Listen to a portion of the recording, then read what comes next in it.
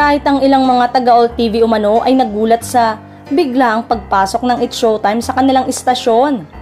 Nagsimula ito noong Lunes at marami rin ang naloka sa nadagdag ang All TV sa istasyon ng naturang noontime show.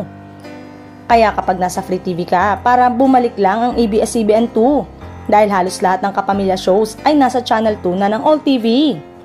Bukod sa It's Showtime, ay papasok na rin daw ang Going Bulilit na pinagbibidahan ng mga Showtime kids.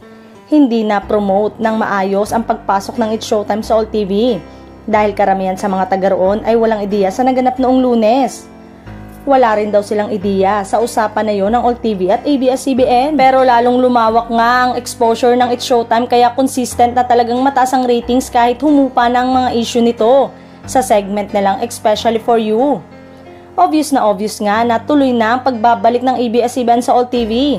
Lalo pat marami pang ang sorpresa umano ang dalawang network na ikagugulat ng madlang people sa mga susunod na araw. Maraming kapamilya fans ang natuwa dahil makakabalik na raw ang mga kapamilya show sa Channel 2 na dating channel ng ABS-CBN na ngayon ay nasa All TV na nga.